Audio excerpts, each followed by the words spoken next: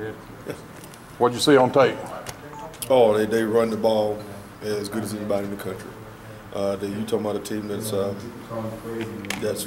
year to year we've seen them get dramatically better with Mississippi State, and then it seemed like all those guys that were probably freshmen and sophomores now are seniors for that team, and they do a tremendous job.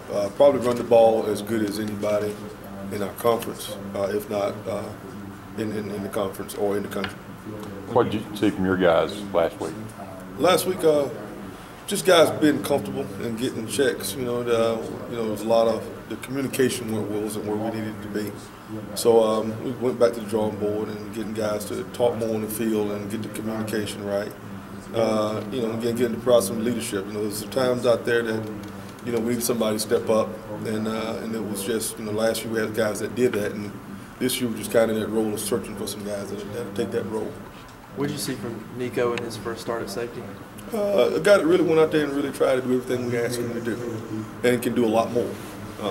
He never got tired, never got down, played within the system, but he can do a lot more. Just having coming back in and watching tape. He comes in at nighttime on his own and watch tapes on his own, and I've seen progress already from one game, from the first game in Utah State to now, and his ability, is tremendous, but he can provide a lot more to us with his leadership and his knowledge of the game. Talking about Demetrius, a guy that mainly had seen action on special teams and really kind of sparingly on defense. It was his first real extended time. He's going to get better. Probably didn't make as many plays as I wanted to make. And probably wasn't in a position to make as many as he needed, but he got to find a ways to make plays. That's what he does on kickoff, and he has that ability to do it. And again, with the checks that we had last week, Coach went back and simplified some things for him. We look for a lot more from Demetrius. Who in the safety position is kind of the checker? Who calls things on Nico. safety? Nico. Yeah, Nico's the guy. And, on the whole secondary end, T-Bell is probably the glue back there for us, and then Chris Davis is a kid that's really coming along. So all that group, was from the nickel to the corners to the safety, all those guys are one. T-Bell is probably the guy that's got the most experience out of everybody out there as far as playing corner, playing nickel, and a lot of the game time. Nico probably has the most game experience, but T-Bell is really savvy, and the guys really rally around T-Bell. You talk about communication. If people think about communication, they think about offensive line and some of those things. Right. Talk about in the secondary though. But it's so important. It's on our end. If you don't communicate at offensive line, of course, quarterback gets sacked. But if you don't communicate on the back end, then it's fight zone. Because if one guy get turned loose, then guys running free, and that's what we never want. We never want to see guys running open.